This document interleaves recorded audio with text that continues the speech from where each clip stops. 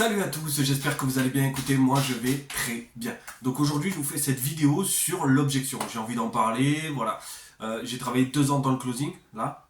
Et j'ai eu plusieurs partenariats, des infopreneurs, des gros, des moyens, des petits. J'ai un peu tout vu en 2 ans. Et je peux vous dire que l'objection, c'est de la merde. Donc en fait, comment dire? Moi j'ai eu beaucoup de mal avec l'objection. Vraiment, j'ai eu beaucoup de mal parce que euh, pour moi, ça me paraissait logique, en fait, dans ma tête, que les objections arrivent, vu comme c'était amené, déjà. Et en plus de ça, ça me paraît logique de quand tu dois mettre 4 000 € ou 2 000 € ou 1 500 € ou un peu ce que tu veux dans quelque chose, dans une formation, dans un investissement, que tu en parles avec la personne avec qui tu vis. Alors si tu es tout seul, tu fais comme tu veux, mais si tu vis avec quelqu'un et que tu sais que tes finances sont calculées et réfléchies, je peux comprendre les gens. Déjà, de un, la personne, quand elle est amenée au téléphone, elle te connaît pas. Donc, ils te demandent plein de choses, plein d'étapes. Ils ont comme un organigramme, et en fait, dans cet organigramme, tu vas avoir s'ils te disent oui, s'ils te disent non. Tu vois, et tu prends l'organigramme, et en fait, si tu réponds oui, ok, tu vas l'emmener sur un truc différent. Et s'il te dit non, tu lui emmènes sur autre chose. Tu vois. Et à chaque fois, ils te disent que c'est toi le problème et qu'à la fin, c'est pour ça qu'ils n'ont pas acheté.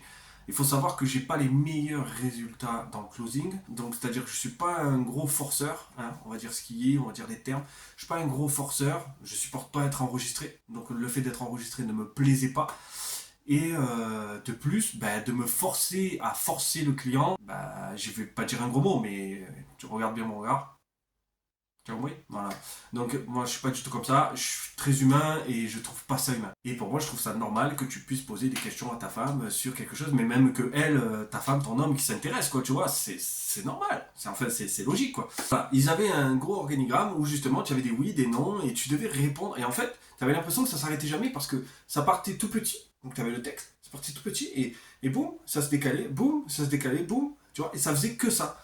Et le fait que ça se décale comme ça, à chaque fois, t'avais l'impression que ça s'arrêtait jamais. Et tout le temps, tu creusais là, tu vois, et tu te ramènes, la terre elle retombe et tu la renlèves, elle retombe et tu la renlèves, et elle retombe et tu la renlèves, tu vois, c'était horrible.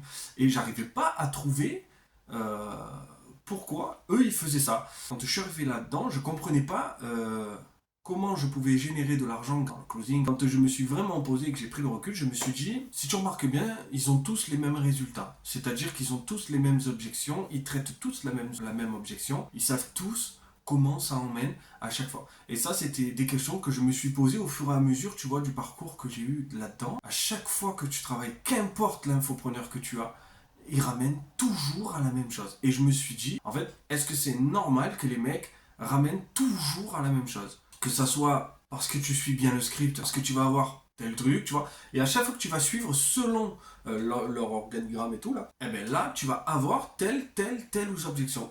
C'est-à-dire qu'en termes, ils sont conscients que si tu suis ça, tu vas avoir ça, mais ils font rien pour empêcher ça. Tu vois, de ce parcours-là, du moins.